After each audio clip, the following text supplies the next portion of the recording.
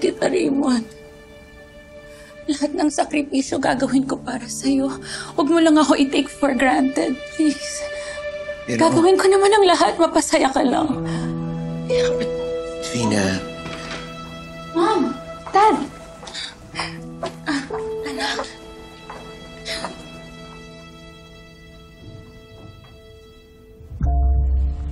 Sakto ang dating mo, anak. We were just talking about the future. That's great. Dad, alam mo, nung nangyari yung earthquake, talagang nag-worry sa'yo si Mommy T. Lalo nang nalaman niyang natrap ka, lahat ng way ginawa niya para maligtas ka.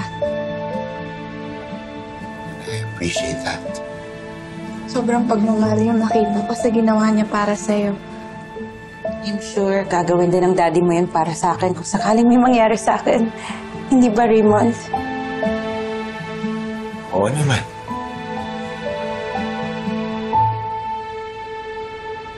I'm so happy. Seeing you together, bigla akong nagkaroon ng hope. Hope na sa wakas magiging buo na yung pamilya natin. Dad, I promise you, magbabago ako. Lahat ng mga mali ko, itatama ako. Kasi kayong dalawa ni Mommy D, kayong dalawa yung inspirasyon ko. At hindi ko sasayangin kung anong nakita ko sa inyo. Dad, promise me. Wala nang masasaktan sa atin. Of course.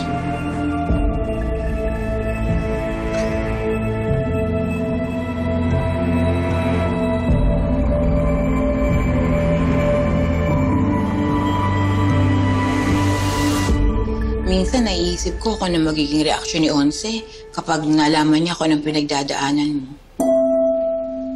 Namimiss ko nga po siya eh.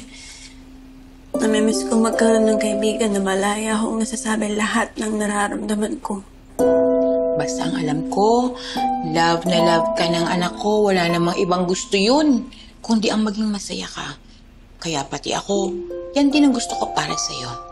Alam mo ba, nung lumindol, naku, lahat ng kilos, ginawa lahat ni Xavier at ni Justine para mailigtas ka. Alam ko naman po yun, Mamu.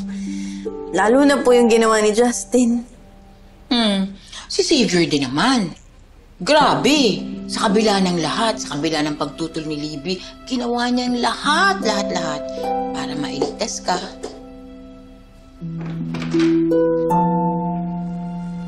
Aling baby, princess.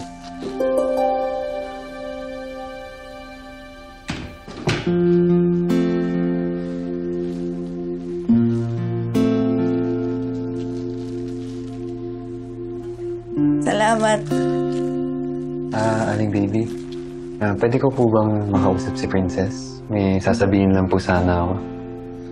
Sige, lalabas mo na ako.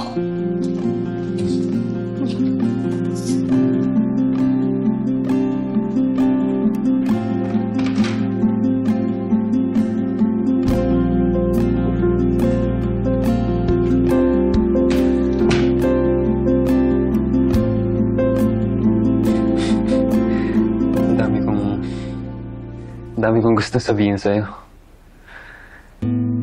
Punong-puno din yung damdamin ko. Tagal kong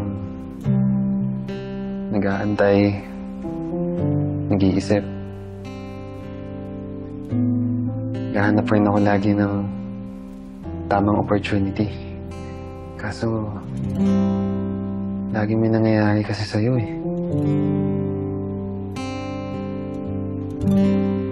Dagdag pa yung wala si Mang Dado.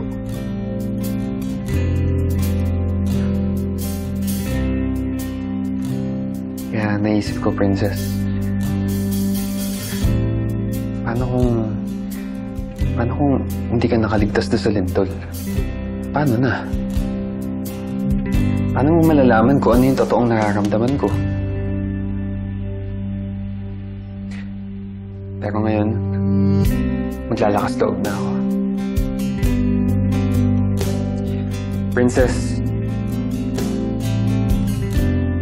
I'm in love with you. And I want you to be my girlfriend.